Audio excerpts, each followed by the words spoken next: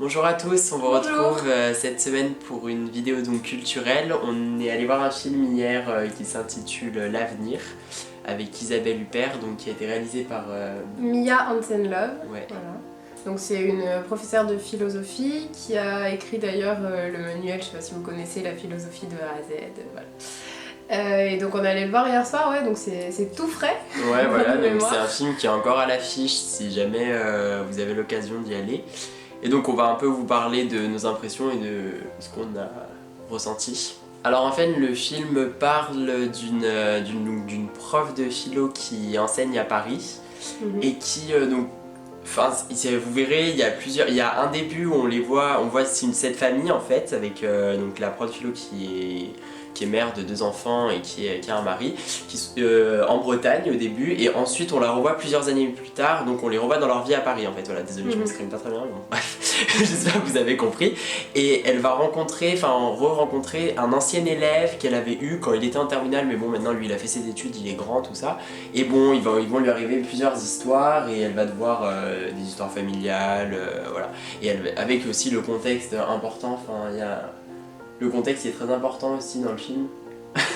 Non. Oui, donc voilà, le contexte est très important, enfin moi j'ai trouvé, parce qu'en fait on voyait les opinions justement du mari, d'elle-même, et puis aussi de son ancien élève, et du coup il y a tout plein, ça enchaîné à leurs propres histoires familiales et personnelles, ça... Enfin bref, du coup il y avait plein d'histoires qui changeaient. C'est parce que c'est filmé au moment de la réforme sur les retraites, ouais. Et donc les lycéens font des blocus etc. devant le lycée, et ça crée des désaccords en fait dans le couple, parce que comme tu dis, le couple n'est pas d'accord, alors que cette prof alors que la femme, elle, partage plus les opinions par exemple de son ancien élève, donc ça crée des tensions entre cet ancien élève et le mari qui est jaloux.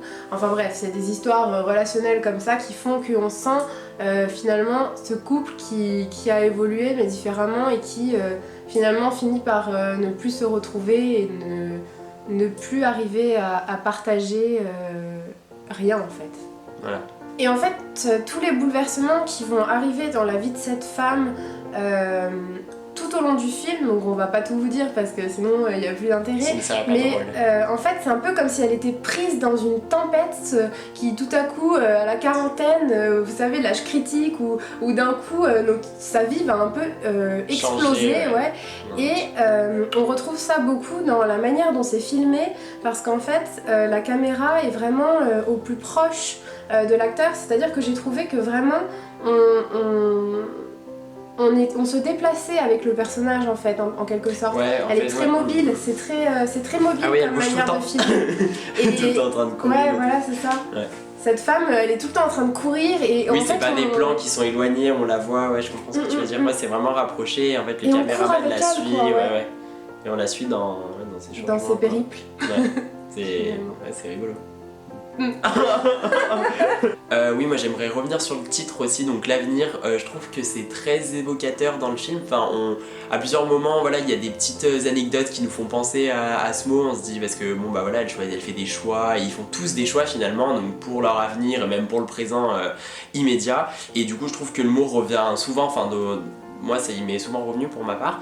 Et d'autant plus à la fin du film en fait, vraiment, parce que le film finit d'une manière assez brutale, et là c'est là où toutes les questions sur leur avenir à eux se posent quoi, et on peut, je pense, chacun s'imaginer sa propre suite du film. Ouais, on peut chacun faire une suite en fait, parce qu'elle n'est pas vraiment donnée. Ouais, voilà. Oui, et puis c'est surtout que cette femme, elle s'appesantit pas en fait sur son présent, c'est-à-dire qu'elle dégage vraiment un peu cette sagesse philosophique de la vie, appliquée finalement à sa vie à elle. Et d'ailleurs c'est ce qu'elle dit, c'est ce qu'elle essaye d'enseigner à ses élèves, c'est une ouverture d'esprit, c'est voilà, une clarté, et toujours une volonté d'avancer et de progresser tout simplement par la réflexion finalement.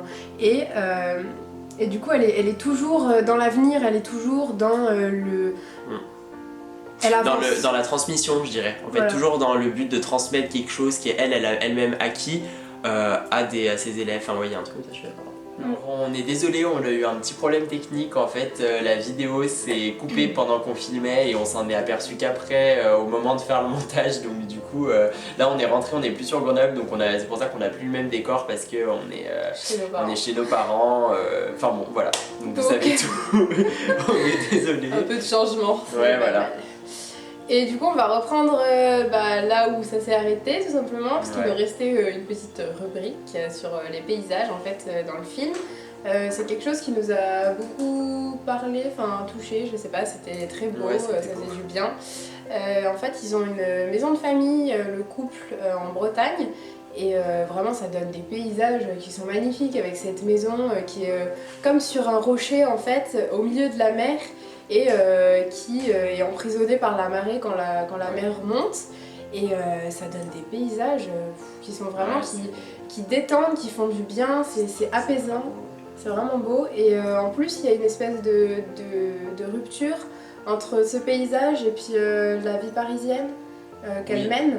Oui, bah ça fait parce qu'en fait on voit beaucoup de plans de Paris aussi parce que comme Alice l'expliquait tout à l'heure, Isabelle Huppert est filmée de derrière, du coup on la suit tout le temps dans tous ses mouvements et elle passe par des parcs, par des rues et tout, donc on reconnaît un peu la ville.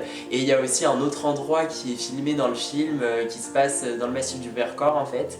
Et là c'est encore plus paumé que la Bretagne, enfin c'est vraiment hyper isolé au milieu de la montagne et tout. Et une vieille maison en pierre.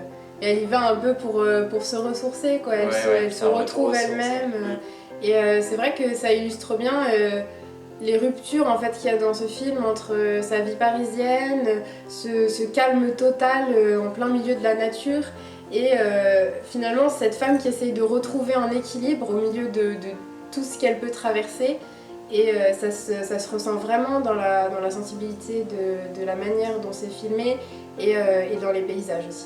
Donc on espère que cette vidéo vous aura plu et n'hésitez pas du coup à aller voir le film si vous en avez la possibilité. Donc il sera pas, enfin il est toujours à l'affiche mais je pense il est pas dans tous les cinémas parce que nous on est allé le voir dans un cinéma d'art et d'essai, donc c'est vrai qu'après les gros cinémas qui servent des grandes affiches et les films qui ont beaucoup d'audience, voilà, ce sera pas forcément le cas. Non mais on a compris l'idée quoi. Le gros tirage quoi. Ouais voilà, le box office, voilà.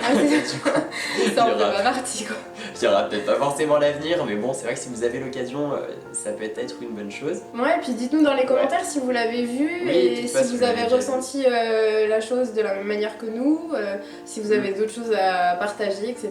Voilà, c'est toujours sympa de pouvoir échanger sur nos impressions. Et puis du coup, on va vous retrouver la semaine prochaine pour une vidéo plus détente. On verra ce qu'on va faire, mais on a une petite idée, donc voilà.